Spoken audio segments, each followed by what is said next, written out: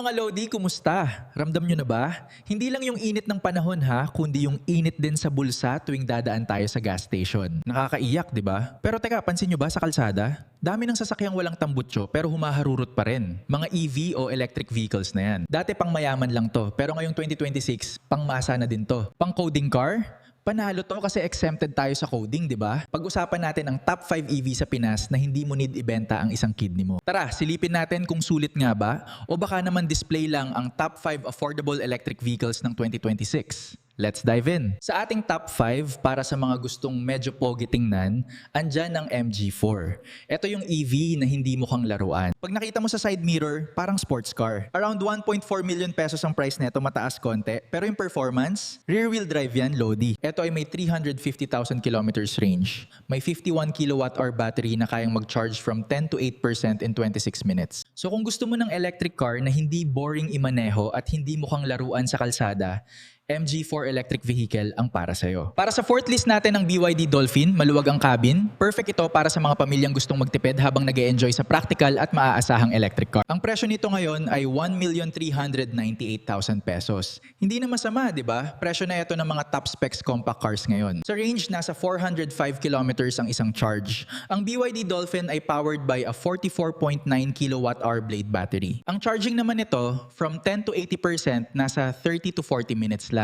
Sakto lang habang nagkakape ka or nag-i-scroll sa TikTok. Sa third spot natin, ang Wuling Bingo. Sobrang sikat na ito sa mga girls at Gen Z kasi aesthetic daw. Madaling i-park at swak para sa city driving. Ang Wuling Bingo ay may current price na 863,000 pesos at may range na 203 kilometers. Ito ay certified LTO as electric car for urban and expressway. Kaya nitong mag-charge from 30 to 80% in 30 minutes. Dito naman tayo sa top 2 ang BYD Seagull. Pre, ito yung laging sold out. Bakit?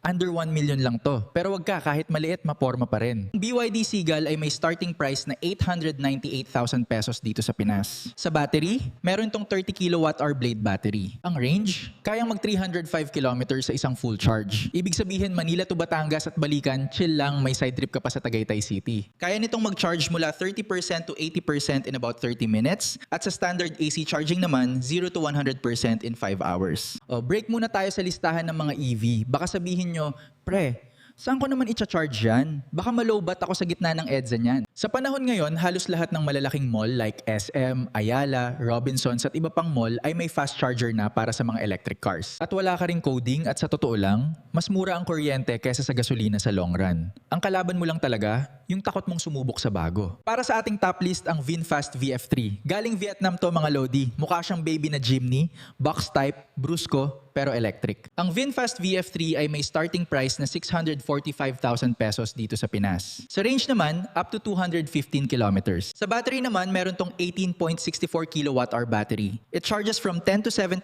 in 36 minutes using a DC fast charger. Isipin mo, cute ka na sa kalsada, tipid ka pa sa parking at maintenance. So ayan ang top 5 budget-friendly EVs natin sa Pinas. Ikaw, Lodi, handa ka na bang mag-init ng charger o stick ka pa rin sa degas na kotse? I-comment mo naman sa baba kung aling model ang trip mo. Maraming salamat po sa panunood. Please like and subscribe naman po sa aking channel.